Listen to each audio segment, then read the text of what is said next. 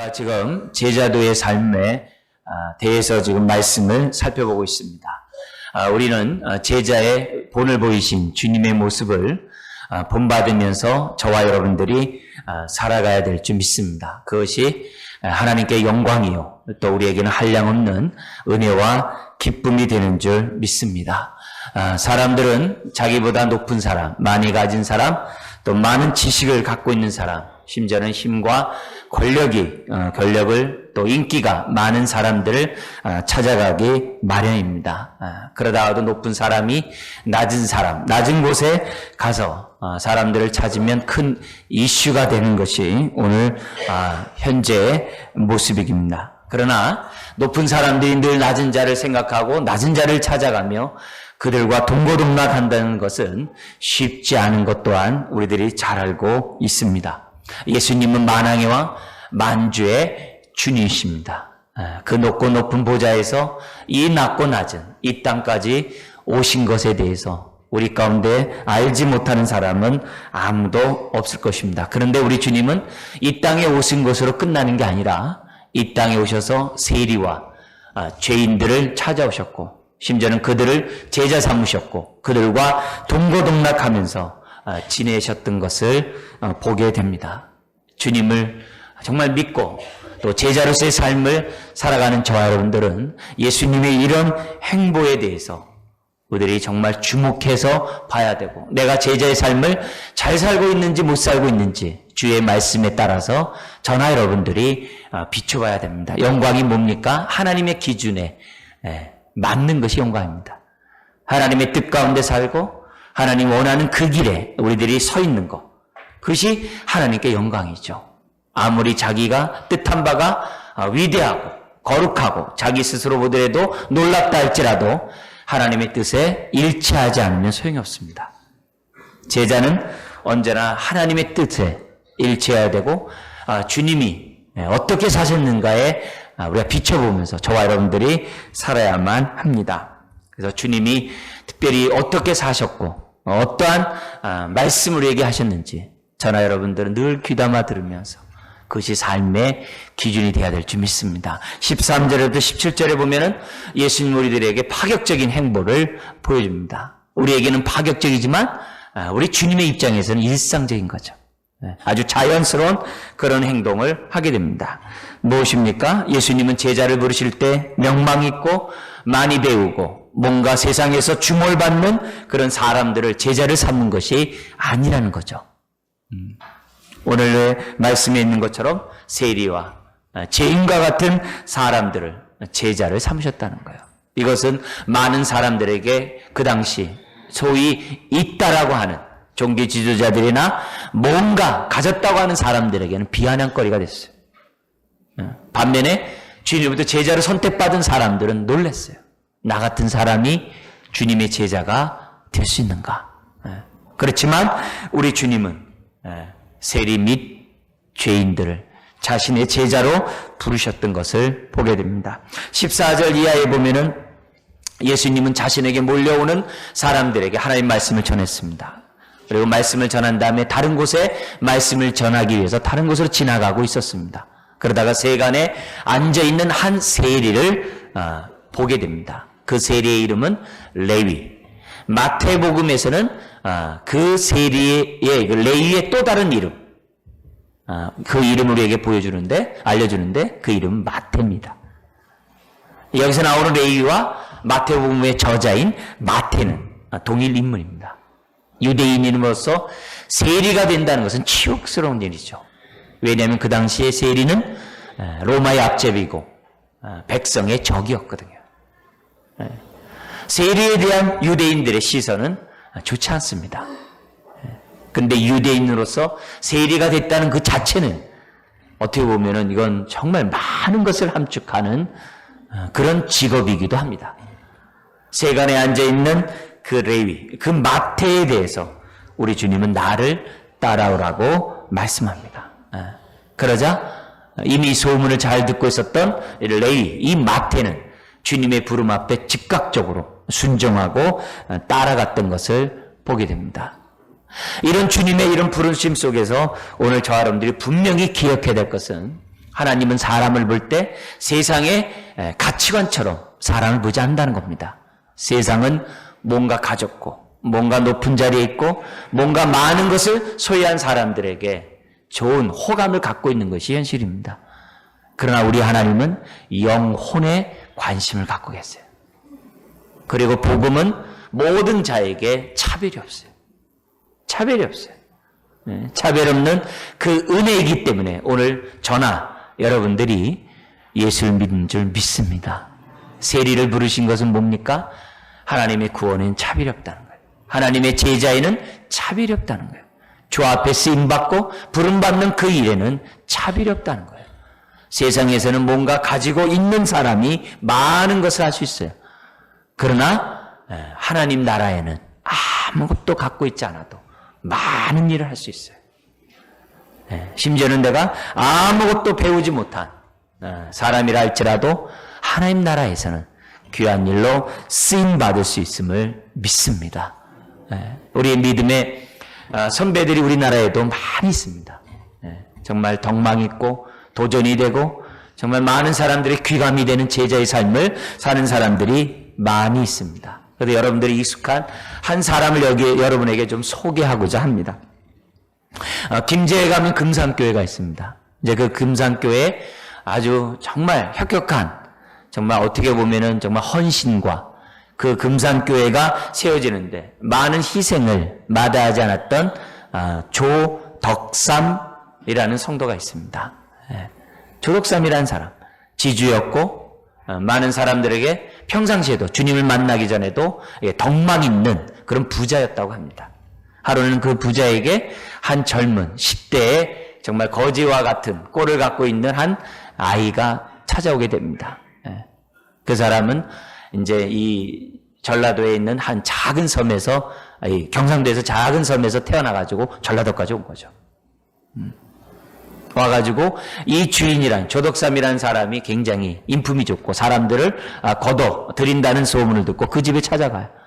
자기의 사정을, 고아로서 자기 사정을 얘기를 하자 이 조덕삼이라는 사람이 불쌍히 여겨 그 사람의 일을 줍니다. 그에게 준 일은 마부였습니다. 여러분, 그 당시 시대에 말이 있다는 얘기는 얼마나 부자였는지를 우리에게 보여주죠. 그죠? 그래서 그 아이는 조덕삼이라는 사람의 이제 마부 역할을 하면서 이 사람이 가는 곳마다 따라 나왔습니다. 근데 그쪽, 김제 지역에 미국의 선교사인 테이트라는 사람이 방문하고 주막에 자리를 잡고 복음을 전합니다. 그러다가 이 조덕삼이라는 이 사람에게 복음이 전달되게 되고, 복음이 전달되는 그 과정에 마부였던 이 한 아이, 이자익이라는 젊은, 어떻게 보면 청소년에게 동일하게 복음이 전파되게 됩니다. 그리고 조덕삼 이 사람과 함께 이 마부, 이 어린 사람이 예수를 믿게 돼요. 조덕삼 사람이 주님을 섬기는 일에 얼마나 열심적이었는지 그 교회는 많이 이제 부흥하게 됩니다. 많이 이제 부흥하게 되고, 또 테이트라는 이 선교사가 한쪽 지역에만 머물러 있는 것이 아니라 이곳저곳 머물러야 되기 때문에 그쪽 지역의 리더를, 오늘날 말하면 이제 장로를 이제 세워야 되게 됐습니다. 그런 시기가 됐습니다. 그래가지고 이제 장로 투표를 하게 되는 거죠. 누구나 조덕삼 씨가 장로가 돼야 되는 것은 당연하게 생각했고, 또 그렇게 해야 된다라고 누구나 다 온 동네 사람이 믿었습니다. 근데 표대결을 했는데 누가 뽑혔냐면은 마부인 이자기라는 사람이, 그런 이제 청년입니다. 청년이 뽑히게 됩니다. 그랬을 때 이제 굉장히 이제 분위기가 이상해지겠죠. 그리고 그 당시 우리나라에 양반이 장로가 안 되고 평민이 장로가 됨으로 교회가 갈라진 일들이 몇몇 교회가 있었던 그런 분위기였다고 합니다. 그때 이 조덕삼, 이 장로, 이제 성도가 나가서 고맙다고, 감사하다고, 나 대신에 우리 이자이라는 사람을 뽑은 것에 대해서 하나님께 영광 돌린다라고 하는 진심 어린 그런 축하와 고백을 하게 됩니다. 그것으로 인해서 소문이 더 자자하게 나는 거죠. 마부가 장로가 되었다. 그걸 또한 조덕삼이라는 사람이 그것을 기꺼이 또한 받아들이게 됐다. 그래서 인근 마을에까지 소문이 이렇게 자자하게 퍼져가지고 교회는 급성장하게 되었다고 합니다. 그러자 이제 조덕삼 씨가 이제 워낙 거부였기 때문에 많은 사제를 털어가지고 이제 교회를 세우는데 여러분도 들은 바 있는 기역자 교회를 세웠어요. 그래서 이제 목사가 이제 한쪽 가운데 서서 설교를 하는데 남자와 여자 쪽은 보지 못하도록 양쪽으로 몰아놓고 그리고 여성도들이 있는 데는 아예 천으로 쳐가지고 설교하는 사람도 못 보고 또 여성도들도 설교하는 사람 못 보도록. 지금 제가 우리 여성도 앞에서 설교를 하지만 옛날엔 보지도 못했어요.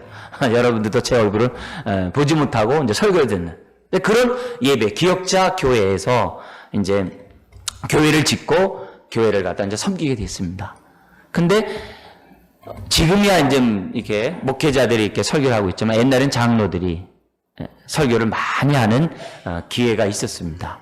더구나 이제 선교사가 이곳저곳 다니다 보기 때문에 새벽 예배나 여러 정규 예배 속에서 장로님들이 설교를 많이 했었어요. 근데 이 조덕삼이라는 이 사람이 이자이, 자기 마부의 지금도 마부입니다. 같이 교회에서는 장로지만은 마부예요. 근데 그 사람의 설교에 감동을 받은 거예요. 이게 쉽지 않은 일이죠. 그래서 당신은 장로로 있는 것보다도 목회자로서 하나님을 섬기는 게 더 좋다 해가지고 모든 물신양면을 도와 평양신학교에 보여요. 그리고 교회는 점점 더 급성장하게 되고 그 빈자리를 우선은 이 초대 1대 목사님 한 분을 모시게 돼요. 그리고 그러면서 교회는 계속 커가고 나중에 이 이자익이라는 이 마부가 이제 목사 안수를 받은 다음에 2대 목사로서 이 조덕삼 이분이 초대를 해요. 이미 이때 기역자 교회를 세울 때 조덕삼이라는 이분은 2대 장로가 됩니다. 더구나 자기의 마부였던 이런 사람을 갖다가 자기의 담임 목사로 모신다는 것은 쉬운 부분들이 아니죠. 근데 모셔가지고 모실 뿐만 아니라 이분이 자기네 한 교회만이 아니라 인근 주변에 있는 지역의 교회, 왜냐면 목회자를 잘 없기 때문에 그 교회를 섬길 수 있도록 물심양면을 도와주게 돼요. 그래서 저희 이제 장로교단에서 3번씩이나 걸쳐서 총회장을 하는 아주 많은 일들을 하게 되는 그런 목회자가 됩니다. 그리고 이제 이 두 분은 다 이제 돌아가시고 이제 유교가 이제 생겨나게 유교가 터지게 됩니다. 그래서 좌익과 우익가 나뉘어서 동네가 다 불바다가 될 때 이 교회는 정말 살아남았다는 거예요. 왜냐하면은 좌익이나 우익이나 이 교회는 우리들의 교회라는 생각이 많이 있었다고 합니다. 여러분, 저는 여러분에게 정말 이 조덕삼 이 장로라는 이분의 그런 안목, 이런 섬김에 대해서 정말 이렇게 여러분들에게 정말 강조하지 않을 수가 없어요. 제자의 삶, 좋은 문 들어가기를 원하는 저와 여러분들, 제자로서의 삶을 살아가는 사람들은 신분의 귀천에 따라서 사람을 보는 게 아니라 영혼으로 사람을 대할 수 있어야 한다는 거죠. 조덕삼이라는 사람은 자기가 주인이고 지주고 많이 배운 그런 사람이라 할지라도 이자이라는 마부가 장로가 되고 목사가 되는 그 일에 헌신적으로 앞섰던 사람이 바로 조덕삼 장로였다는 거죠. 바로 이것은 제자로서 살아가는 저와 여러분들이 본받아야 될 안목인 줄 믿습니다. 우리 주님은 다른 사람을 제자로 부르는 것이 아니라 오늘 보면은 세리와 같은 이 땅에 오신 것도 귀한데 근데 이 땅 가운데서도 세리를 제자로 삼으시는 놀라운 삶의 모범을 우리들에게 보여주셨던 것을 보게 됩니다. 여러분, 세리만 제자 삼은 것으로 우리 주님은 끝나지 않았어요. 16절 17절에 보면은 이 세리 마태는 그 주님이 자기를 부른 것에 감사하여 자기 친구들은 세리와 같은 그런 많은 친구들, 자기 처제와 같은 죄인들을 불러다가 잔치를 벌입니다. 왜요? 예수님을 소개하려고. 예수님의 복음의 말씀을 듣도록 하기 위해서. 사람을 부르게 됩니다. 근데 그 자리도 우리 주님이 기꺼이 갔어요. 우리가 볼 때 예수님이 그 자리에 가는 게 뭐 이상하냐 생각할 수 있어요. 그러나 유대인들의 식탁, 같이 밥 먹는 것은요, 옛날이나 지금이나 특별한 친분 관계가 아니면 식사 초대하지 않습니다. 우리도 그런 것들이 많이 있죠. 유대인들은 더 심합니다. 더구나 예수님은 많은 사람들의 주목을 받고 있었어요. 많은 있는 자, 지도자들, 부자들 이런 사람들에게 관심의 대상이었어요. 근데 자기네들과 함께 식사하는 것이 아니라 지금 어떻게 돼요? 도저히 식사하면 안 돼. 상종하면서는 안 되는 세리의 집에 가서 식사를 했다는 거예요. 이거는 많은 지도자들에게 충격적이었고 이런 것은 나중에 주님이 십자가에 못 박혀 죽는데 하나의 원인을 제공하게 됩니다. 주변에 있는 많은 사람들 또한 이해할 수 없는 거죠. 그렇지만 예수님과 제자들은 세리의 집에 가서 정말 기쁨의 어떤 식탁을 공동체를 이루면서 하나님의 말씀을 나누고 하나님의 구원의 도에 대해서 증거하며 즐거워하고 기뻐하는 그런 일을 행했다는 거죠. 이게 뭔 말입니까? 여러분, 어려운 사람을 갖다 제자를 한 사람 이렇게 뽑아내는 일들은 누구나 할 수도 있어요. 왜? 골고루 분배하기 위해서. 배운 사람, 못 배운 사람, 있는 사람, 없는 사람 분배하기 위해서 이렇게 뽑을 수 있어요. 그렇지만 함께 동행하고 동거한다는 것은 다른 문제입니다. 우리 주님은 일시적으로 어려운 사람을 찾은 것이 아니에요. 일시적으로 힘든 사람을 하나님의 제자로 부른 것이 아니에요. 아예 그들 속에 들어가서 그들과 함께 동행하며 함께 하나님 나라를 확장시켜 나가는 삶을 사셨다는 거죠. 그렇다면은 오늘 저나 여러분들이 제자로서의 삶을 살아가려고 한다면 주님이 보여주셨던 이 봄, 조독삼 장로님이 우리들에게 보여줬던 그런 안목들을 저나 여러분들이 분명히 가져야 한다는 거죠. 여러분, 좁은 문 들어가기를 힘쓰는 저와 여러분들의 안목은 사람을 볼 때 외모로 보는 것이 아니라 영혼으로 봐야 될 줄 믿습니다. 비록 우리가 100% 못한다 할지라도 현재 내가 10% 있으면 11%라도 좀 더 내가 주님을 닮고자 하고 50% 내가 닮았다가 한다면 51%라도 닮고자 저나 여러분들이 우리가 제자로서의 삶을 살아가야 한다는 거죠. 주님이 우리의 기준이 되어야 됩니다. 그래서 그 기준에 맞는 삶을 살아가면 살아갈수록 하나님이 영광을 받으시고 우리에게는 한량없는 기쁨이 넘쳐날 줄 믿습니다. 이 원칙은 무시하면 안 돼요. 하나님, 내가 사람을 볼 때마다 영혼으로 보게 해주세요. 세상에서는 수준이 어떻다라고 수준을 운운합니다. 우리는 거기에 익숙해 있습니다. 그렇지만 좋은 문 들어가길 힘쓰는 우리들은 주님이 사셨던 방법대로 사셔야 돼요. 눈에 보이는 것으로 바라보는 게 아니라 사탄은 지금도 세상의 영광을 보여주면서 세상의 영광을 따라가라고 합니다. 아닙니다. 우리는 좁은 길, 좁은 문 저나 여러분들이 가야 될 줄 믿습니다. 주님은 17절 같이 읽어볼까요? 예수께서 들으시고 그들에게 이르시되 건강한 자에게는 의사가 쓸데없고 병든 자에게라 쓸데 있느니라. 나는 의인을 부르러 온 것이 아니요 죄인을 부르러 왔노라 하시니라. 여기 의인은 뭐예요? 하나님 없이도 스스로 의롭다 하고 하나님 없이도 스스로 살 수 있다라고 자칭 의인이라고 생각하는 사람들의 의인이죠. 예수를 믿음으로 의롭다함 받은 의인이 아니죠. 주님이 필요 없는 자가 아니라 주님이 없으면 안 되는 열린 마음, 정말 그런 정말 갈급한 심령에게 우리 주님은 오셨다라고 말씀하고 있습니다. 두 번째, 오늘 이런데 이 사건과 연관해서 우리에게 주는 교훈이 18절에서 22절에 있습니다.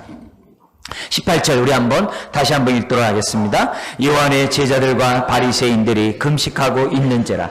사람들이 예수께 와서 말하되 요한의 제자들과 바리새인의 제자들은 금식하는데 어찌하여 당신의 제자들은 금식하지 아니하나이까.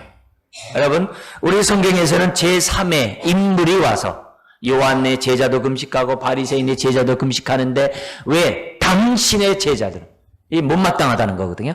당신의 제자들은 왜 금식하지 않습니까? 이제 불평을 하는 거죠. 이게 뭐냐 이거죠.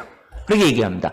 근데 마가복음에는 이렇게 되어 있습니다만 제3자의 제자들이 얘기하지만 마태복음에는 그 제3자에 대한 신분을 얘기합니다. 누구냐면 세례 요한의 제자들 중에, 세례 요한의 제자들 중에 한 사람이, 이제 한 사람이보다 제자들 중에 이제 그 제자들이 와가지고 주님을 얘기하는 거예요. 당신의 제자들, 지금 때가 어느 때인데 희낙낙거리고 이렇게 먹기나 탐하고 더구나 이렇게 세리와 같은 정말 폐역무도하고 아주 죄인 중에 죄인, 그들과 함께 당신 같은 사람이 어떻게 그들과 함께 식사를 하면서 희낙낙거리냐라고 그렇게 볼멘 소리를 하는 것으로 되어 있어요. 왜 그랬을까요? 세례 요한의 제자들이? 여러분, 지금 이 사건의 그 배경에는 세례 요한이 그 당시 분봉왕, 유대의 분봉왕인 필립이 그 음란한 죄에 대하여 지적함으로 감옥에 갇혀 있었어요. 그리고 나중에는 목배임을 당하죠. 그래서 아직 감옥에 갇혀 있는 그런 상황이에요. 자기의 스승이 감옥에 갇혀 있어요. 근데 그 스승이 누굽니까? 예수님을 바라보면서 보라! 세상의 죄를 짊어지고 가는 하나님의 어린 양이라고 얘기했던 그 예수님이에요. 그리고 예수님의 제자들 가운데서도 요한과 같은 이렇게 안드레아 같은 사람들은 과거에 세례 요한의 제자였거든요. 세례 요한 제자였거든요. 세례 요한의 제자였던 사람이 예수님의 제자가 된 사람들이거든요. 지금 자신들의 스승은 감옥에 가 있는데 그것도 의를 선포하고 세상의 불의를 선포함으로 감옥에 갇혀 있고 지금 시대가 어느 때인데 더구나 그 당시에는 금식과 같은 경건운동이 아주 이렇게 주류를 이루던 사회 분위기였어요. 금식함으로 경건운동을 하고 있었던 상황. 더구나 세례 요한이 뭐 얘기했습니까? 회개의 세례를 선포하고 있었거든요. 여러분, 회개의 세례는 어떻게 돼요? 침울하죠. 눈물이 있죠. 네. 회개의 세례를 선포하는 그곳에서는 어떻게 보면 웃음이 없죠. 즐거움이 없죠. 기쁨이 없죠. 그런 분위기인데 우리 주님은 어떻게 돼요? 거기에 동조하는 것이 아니라 심지어 먹기를 탐한 자라는 별명까지 있고 죄인과 세리들만 모여서 모일 때마다 잔치의 즐거움을 이렇게 연출하고 계시니 도저히 이해가 안 되는 거죠. 그래서 요한의 제자들이 화가 나가죠. 지금 회개에도 모자를 파인데 지금 이스라엘 백성이 하나님의 앞에 회개를 하지 못해가지고서 지금 로마의 압제하에 있어서 지금 시대가 지금 이러고 있는데 어떻게 희낙낙거리면서 있냐라고 아마 이렇게 의분에 나서 예수님에게 얘기했던 것을 보게 됩니다. 거기에 대해서 우리 주님이 분명하게 얘기를 합니다. 19절, 20절 읽어볼까요? 예수께서 그들에게 이르시되 온인집 손님들이 신랑과 함께 있을 때 금식할 수 있느냐? 신랑과 함께 있을 동안에는 금식할 수 없느니라. 그러나 신랑을 빼앗길 날이 이르리니 그날에는 금식할 것이니라. 지금 자신을 신랑으로 얘기하고 있고 지금 제자들을 들러리로 얘기하고 있어요. 지금 그리고 어떤 날에 잔칫날에 지금 장사 지내는 날이 아니라는 거예요. 지금 요한의 제자들은 장사 지내는 날과 같은 그런 모습이었어요. 또한 금식하에 있는 유대 사회는 장례식 분위기였어요. 그건 옛 시대에 불과하다. 구약에 불과하다. 지금 새 시대, 신약의 시대가 왔다는 거예요. 성령의 시대가 왔다는 것을 주님 보였어요. 회개하라, 천국이 가까우니라. 할렐루야. 예수를 믿으면 우리 안에 천국이 임하는 줄 믿습니다. 그게 새 시대거든요. 복음의 시대거든요. 성령의 시대거든요. 새 생명의 시대거든요.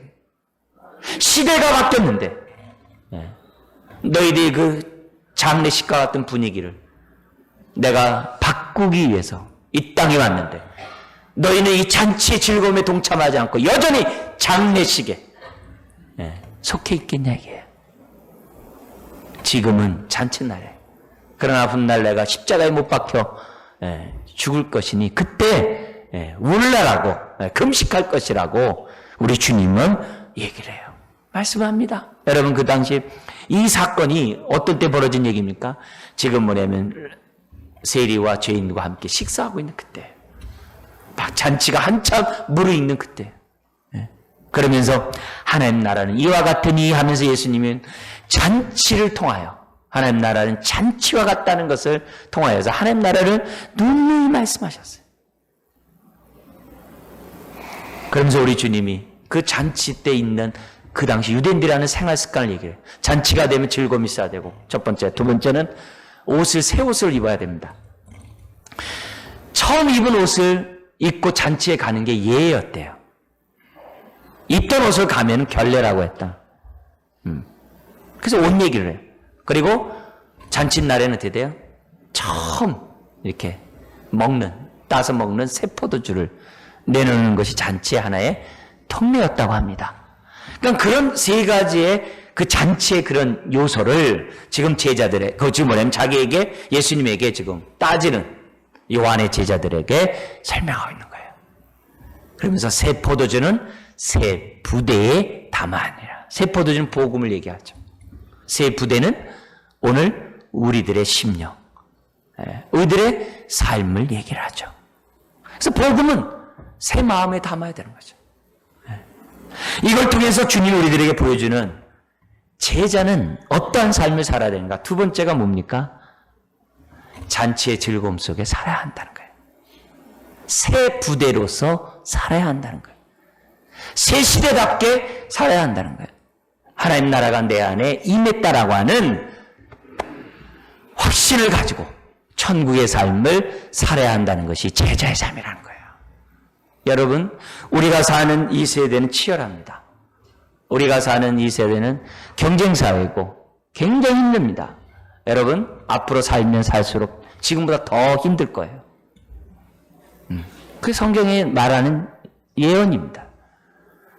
점점 어려울 거고, 점점 슬플 거고, 점점 고통스러운 일이 많을 겁니다. 그렇지만 우리가 제자로서 우리의 심령 안에 하나님 나라가 온전히 임하면 그 어떤 어려운 일도 우리는 이길 수 있다는 거예요. 이길 수 있다는 거예요. 아무리 우리 흔히 아는 비유처럼 더워도 에어컨이 잘 돼 있으면 더운 것도 이깁니다. 아무리 추워도 난방이 잘 되면 견뎌냅니다. 세상에 아무리 힘든 일이 있어도 우리가 예수 안에 있으면 견뎌낼 수 있음을 믿습니다. 여러분, 10번째 재앙 때 진노의 사자가 장자를 멸하는 애굽의 심판이 임하게 됩니다. 그러나 문설주에, 임방에 어린 양의 피가 발라져 있는 그 집에는 재앙이 넘어갔어요. 재앙이 넘어간 것을 끝났습니까? 그렇지 않죠. 그 집안에서는 마지막 성만찬을 하고 있죠. 먹고 마시고 있죠. 잔치의 즐거움에 그들은 즐기면서 주님의 명령을 기다리고 있었죠. 여러분, 바깥에서는 장자가 죽는 심판이 있는 그런 상황이지만 문설주의 어린 양에 발려있는 예수 안에 있는 사람들은 주님과 더불어 먹고 마셨다는 거예요. 여러분, 제자로서의 삶은 내 안에 하나님 나라가 임했다는 사실을 깨닫고 천국의 삶을 살아가는 것이 제자입니다. 이게 우리들의 삶의 양식이 돼야 돼요. 새 부대가 돼야 돼요. 우리가 새로운 피조물이 되었음에도 불구하고 옛날 방식대로 저와 여러분들이 살아가면 안 된다는 것을 오늘 주님 우리들에게 말씀하고 있어요. 여러분, 우리는 새 부대가 된 줄 믿습니다. 예수 믿는 사람은 새로운 피조물이 됐다 그래요. 여기 새 부대는요, 재밌는 단어를 썼어요. 우리 성경에는 그냥 새롭다라는 단어가 다 똑같아요. 근데 이 말을 쓴 이 언어에서는요, 그 새라는 단어가 여러 가지가 있는데 독특한 단어를 썼어요. 예를 들면 제품이, 신제품이 나왔습니다. 그러면 어떻게 돼요? 수백 가지가 새로운 제품이 나왔다고 해서 새롭다는 표현을 쓰죠. 근데 그런 단어를 쓰지 않았어요. 여기에 새롭다라는 이 단어는 정말 세부대의 새자는 무슨 단어냐면 유일무이한, 하나밖에 없는 명품 중에 명품, 한 제품에 새자를 썼어요. 그러니까 하나님이 우리가 볼 때 예수 믿으면 구원받습니다. 그러면 어떻게 돼요? 나도 받고 너도 받고 저 사람도 받고 다 받았어요. 마치 우리는 어떻게 돼요? 새로운 제품이 쫙 나온 것처럼 생각해요. 왜? 저 사람도 받고 나도 받고 저 사람 다 받았으니까. 근데 하나님이 우리를 새로운 피조물이 되었다고 했을 때 그 새자는 이 제품 가운데 하나가 아니라 유일한, 하나밖에 없는 독특한 나만의 제품이라는 것을 우리 주님이 했다는 거예요. 이 얘기는 여기뿐만 있는 게 아니라 출애굽기 19장에 보면 하나님이 출애굽한 이스라엘 백성과 언약을 체결해. 내가 너희의 하나님이 되겠다. 너희는 내 백성이 되라. 너희들이 네 손가락에 있는 그 10개의 계명만 지키면 내가 언약의 축복을 너희에게 마음껏 주리라. 그래서 네 손가락만큼만 너희들은 내가 너희에게 명령한 그 명령대로 살아라. 그러면 내가 너희가 언약을 맺은 그 언약의 축복들을 내가 다 주리라. 구하지 않는 것도 다 주리라. 그러면서 그 언약을 체결한 그 하나님의 백성에 대해서 우리 하나님이 뭐라고 얘기했느냐? 너희는 나의 보배 이렇게 하셨어요. 너희는 나의 보배니라. 보배. 보배다. 그러니까 오늘 우리가 하나님 앞에서 저나 여러분들이 어떤 모습으로 나를 봐야 되는지 봐야 돼요. 하나님은 나를 볼 때 보배로 보는 줄 믿습니다. 유일무이한 완전히 아주 하나밖에 없는 특제품으로 하나님이 저나 여러분을 보는 줄 믿습니다. 이걸 우리들이 깨달으셔야 돼요. 깨달으셔야 돼요. 여러분 지금 20세기 넘어와가지고 이 세상을 지배하는 큰 사조가 두 개예요. 사람을 볼 때 사회 공동체의 한 구성원으로 보느냐라는 그런 주장을 하는 철학사조와 하나는 뭐냐면 자기 혼자 단독자로서 내 자신을 봐야 한다고 하는 그 주장이 전체 철학계의 큰 두 흐름 중에 두 흐름입니다. 그 가운데 우리는 어떻게 해야 돼요? 어떻게 보면은 뭐 사람마다 다 다를 수 있어요. 근데 우리는 이 두 가지를 다 기독교는 다 갖고 있습니다. 근데 그 가운데 중요한 것은 뭐냐면 내가 하나님 앞에 단독자로서 써야 돼요. 혹시 학교에서 키르케고르라는 유명한 실존 철학자의 사람 들어본지 모르겠어요. 고등학교의 책에서 나오는 인물이에요. 그 사람이 뭐냐면 단독자 얘기했어요. 사람은 하나님 앞에 설 때 진정한 존재가 있고 행복이 있고 가치가 있고 의미가 있다라는 표현을 쓴 사람이에요. 그렇지 않고 사람들이 어떻게 돼요? 하나님 앞에 서지 않으면 어떻게 돼요? 똑같은 실존 철학자이면서도 자살한 니체 같은 사람이 되는 거예요. 왜? 죽음 앞에 그 도저히 이겨내지 못하니까 소망이 없어 자살해버린 거예요. 여러분 우리가 하나님 앞에서 내가 누군지를 단독자로서 딱 서야 돼요. 은혜 앞에 서야 돼요. 내가 누구냐. 그래서 하나님이 나를 특산품으로 보셨다고 한다면 나를 어떻게 돼요? 그렇게 보셔야 돼요. 심지어 우리 하나님이 나에 대해서 어떻게 돼요? 기쁨을 이기지 못한다고 했어요. 얼마나 기쁘면. 그 마음을 내가 알아가는 것이 신앙생활이에요. 그걸 알아가야 돼요. 그러면 하나님이 나를 사랑한 것처럼 나도 나를 사랑하게 돼요. 나도. 내가 세상 사람들처럼 소유가 많고 적고 배우고 못 배우고 신분이 높고 낮은 분 나를 보는 게 아니라 영혼으로 나를 보게 돼요. 그래서 나를 사랑해요. 왜요? 주님이 나를 사랑했기 때문에. 그러면 이 사람은 다른 사람도 영혼으로 보는 거예요. 그러면 그럴수록 내 안에 뭐가 있어요? 하나님 나라가 확장되죠. 기쁨이 있죠. 내 안에 하나님 나라가 온전히 이루어지는 거죠. 마음의 행복이 내 안에 이렇게 넘쳐나는 거죠. 여러분 오늘 우리가 이 부분에 대해서 저나 여러분들이 분명히 갖고 있어야 하는 거죠.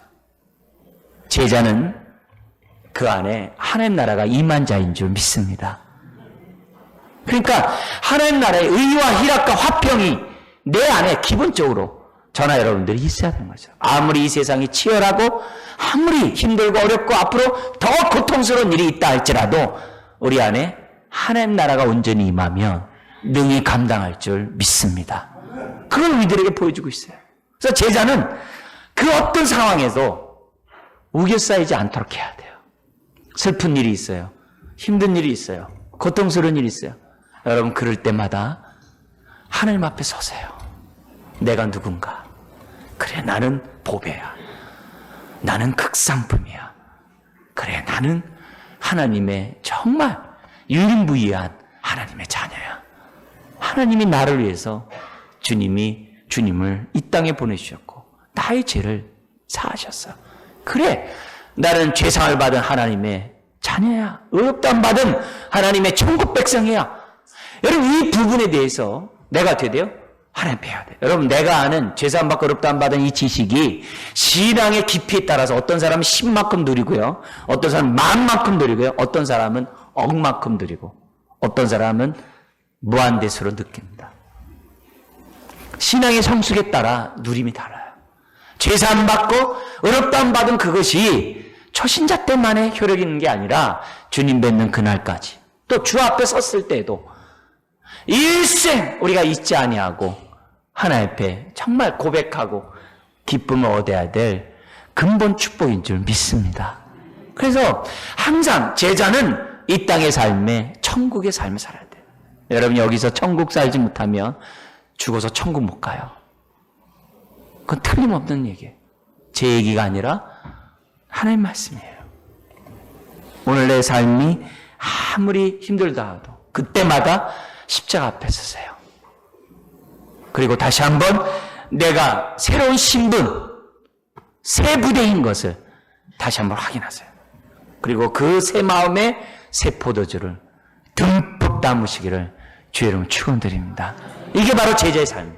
이런 사람이 우리 아까 13절부터 17절에 예수님이 죄인과 세리를 찾아가셨던 것처럼 내 마음에 천국 있는 사람이 세리를 찾아갈 수 있어요. 내 마음에 천국이 없는 사람은, 나를 사랑하지 않은 사람은 남을 사랑할 수 없어요. 내 영혼을 보지 못하는 사람은 다른 사람의 영혼을 못 봐요. 내 안에 천국에 있는 삶이 있는 사람이 진정으로 세리를 찾아가고 세리와 친구가 될 수 있는 거예요. 마음에 천국이 없는 사람은 일시적으로 흉내는 낼 수 있어요. 일시적인 흉내를 낼 수 있어요. 그렇지만 마음에 기쁨은 없어요. 낮은 자를 찾아간 것에 대한 기쁨이 없어요. 세리와 친구를 삼은 것에 대한 기쁨이 없어요. 왜요? 자원함을 한 게 아니니까. 그러므로 오늘 우리가 좋은 문 들어가기를 힘쓰면서 제자의 길을 가기를 원하는 저와 여러분들은 오늘 주님 우리에게 주신 이 교훈의 말씀, 무엇보다 우리들이 천국의 기쁨을 저와 여러분들이 누려야 될 줄 믿습니다. 그래서 남을 정말 이해할 수 없고 또 남을 용납할 수 없는 어려운 환경이 있을 때마다 생각해야죠. 우리 요한일서 요즘 새벽에 보고 있는데 왜 하나님을 우리로 하여금 알게 하고 예수님을 알게 하셨을까? 요한일서 1장 3, 4절에 기쁨이 충만하도록 하기 위해서. 기쁨이 충만. 이 힘든 이 세상, 지옥과 같은 이 세상에 기쁨을 맛보라고 하나님과 예수님 우리에게 알게 하셨대요. 기쁨이 충만해요. 그런데 이 기쁨을 방해하는 게 있다고 그래요. 뭐라 그러죠? 빛 가운데 있다고 하면서도, 하나님과 사귐이 있다고 하면서도 어둠 가운데 행동하는 것. 옛 생활대로 살아가는 것. 두 번째, 이웃을 사랑하라는 주의 말씀에 순종하지 않고 여전히 미워하는 것. 셋째, 하나님을 향하여 하나님을 바라보면서 살아가야 되는데 세상을 향하여 세상을 살아가면서 살아가는 것. 그거는 기쁨을 상실하게 한대요. 오늘 말씀에는 어떤 것이 기쁨을 상실하게 한다고 그럽니까? 금식의 강박관념에 빠져가지고 금식을 해야지만 시대를 분별하지 못하고 복음시대, 성령시대, 새시대가 왔는데 여전히 옛시대의 방식대로 금식하는 외식적인 종교적인 행위가 기쁨을 막는다라고 얘기하고 있어요. 여러분, 오늘 여러분들이 예배를 드리지만 옛날 생활 습관대로 예배를 드리면 외식자가 됩니다. 이 순간 새롭게 우리가 솟아나는 샘물을 경험해야 될 줄 믿습니다. 그 예배예요. 그 예배예요. 그래야 저와 여러분들이 어떻게 돼요? 천국의 기쁨을 회복하고 그래야 주님이 원하시는 좁은 길 가게 되고 세리와 같은 사람들을 친구로 삼는 저와 여러분들이 될 수 있다는 거죠. 제자의 삶은 천국을 누리는 삶이어야 한다는 거죠. 아무리 힘들어도 내 안의 기쁨을 빼앗기면 안 돼요. 빼앗기는 순간 믿음도 놔버리고 소망도 놔버리고 헌신도 놔버리고 모든 일에 대해서 어떻게 돼요? 눈 가리고 아웅하는 사람이 될 수밖에 없어요. 피곤하고 지치고 정말 시들고 아픔 속에서 세월을 정말 어떻게 보면 낭비할 수밖에 없는 것이 우리들입니다. 여러분, 우리는 신분이 바뀌었습니다. 제자는 새로운 피조물입니다. 새 부대가 되었습니다. 정말 유일무이한 하나님이 특별히 사랑하는 아주 정말 명품입니다. 그게 오늘 저와 여러분들인 것을 오늘 이 메시지를 통해서 기억해야 될 줄 믿습니다. 그럴 때 좁은 길을 당당히 갈 수 있고 또 기쁨 가운데 갈 수 있고 또 많은 사람들을 주 앞에 인도할 줄 믿습니다. 기도하겠습니다.